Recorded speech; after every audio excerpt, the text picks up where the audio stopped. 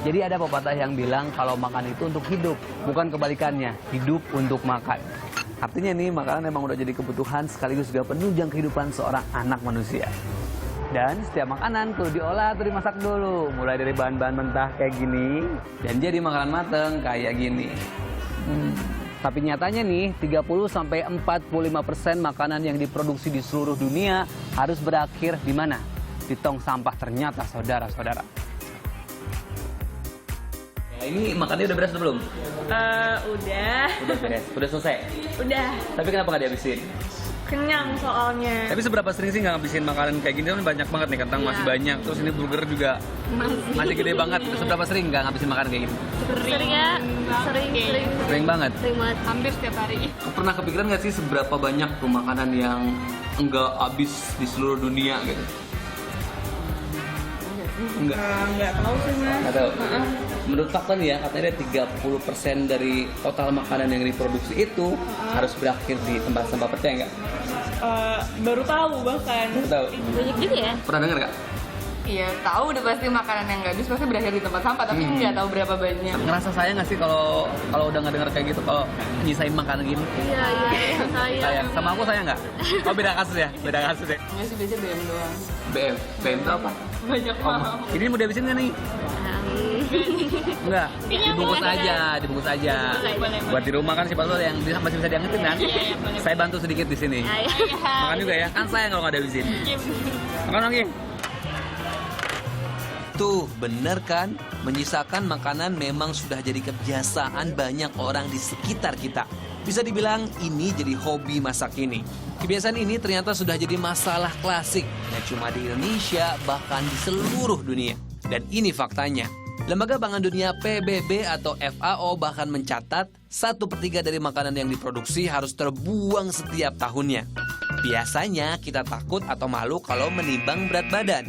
Faktanya, makanan yang dibuang jikalau ditimbang beratnya bisa mencapai 1,3 miliar ton. Jumlah itu kalau ditumpuk lebih besar dari Gunung Fuji yang ada di Jepang sana. Kebayangkan banyaknya kayak gimana? Kalau ngomongin negara-negara barat, kita mengenalnya dengan kemajuan di bidang teknologi maupun di bidang pendidikan dan lain sebagainya. Tapi kalau urusan sampah makanan nih, justru mereka menghasilkan lebih banyak dibanding negara-negara berkembang. Jadi menurut data yang pernah saya baca nih ya, ada 222 juta ton sampah makanan yang dihasilkan setiap tahunnya oleh negara maju tersebut. Padahal jumlah tersebut nih hampir mendekati tingkat kebutuhan makanan di negara-negara sub-Sahara Afrika yang mencapai 230 juta ton makanan setiap tahunnya. Jadi kebayangkan banyak banget sampah yang sudah dibuang oleh masyarakat di negara barat sana.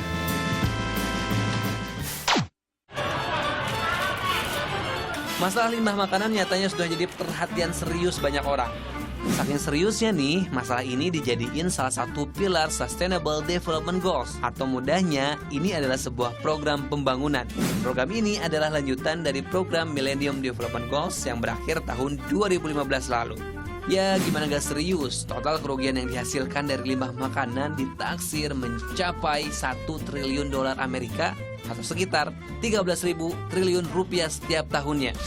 Uang sebesar itu bisa saja Anda sudah membeli beberapa pulau untuk jadiin pulau pribadi Anda. Dan nama Anda terdaftar jadi salah satu orang terkaya di dunia.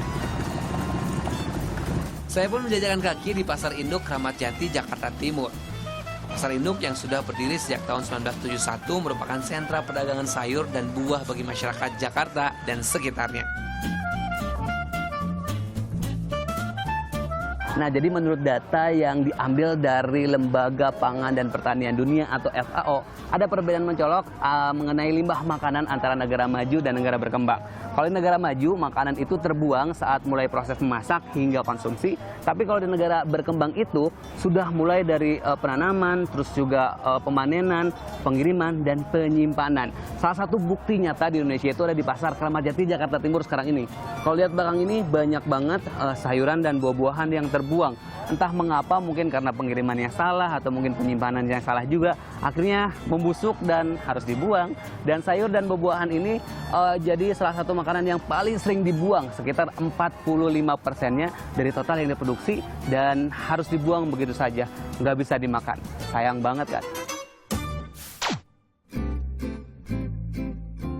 Meski sayur dan buah punya persentase terbuang paling banyak, nyatanya secara global limbah makanan juga berasal dari berbagai jenis makanan lainnya, seperti gorengan yang udah dingin atau kerupuk yang sudah jadi alat.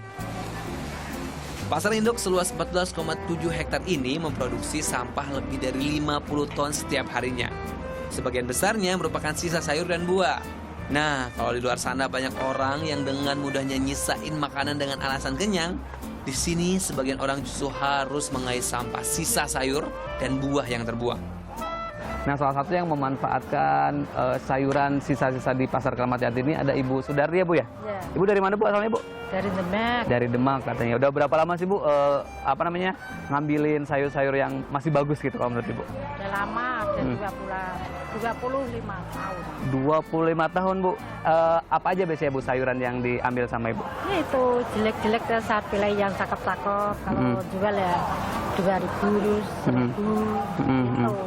Biasanya kalau dijual itu sehari dapat berapa, Bu, ngejual sayur-sayuran bekas ini, Bu? Ya dapetnya 20, kadang 25, kadang 50, nggak mesti nggak rezeki lain-lain. Segini sepi, entar rame gitu. Yang kayak gini nih yang seharusnya bikin kita sadar. Di Indonesia aja masih banyak orang yang susah makan enak.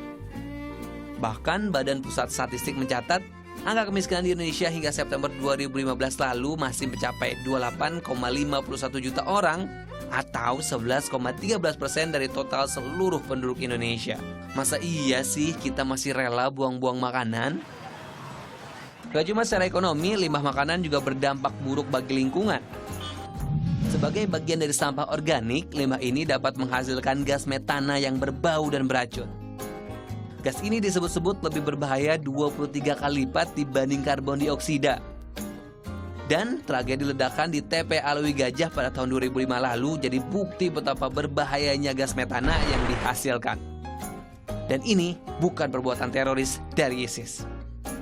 Nah, fakta dan data yang sudah dipaparkan tadi harusnya membuat kita lebih sadar supaya nggak lagi buang-buang makanan. Ada beberapa tips yang bisa dilakukan untuk mengurangi limbah makanan. Pertama, perencanaan. Kita harus merencanakan mana makanan yang bakal kita makan dan akhirnya kita beli. Selanjutnya adalah persiapan. Jadi harus mempersiapkan nih mana makanan yang mudah basi dan yang nggak mudah basi, dan akhirnya kita pisahkan. Selanjutnya adalah penyimpanan.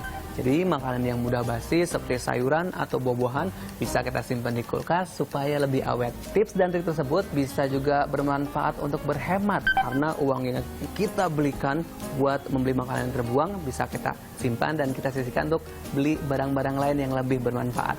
Jadi gimana? Masih mau juga buang-buang makanan yang harusnya dikonsumsi? Kalau saya sih enggak.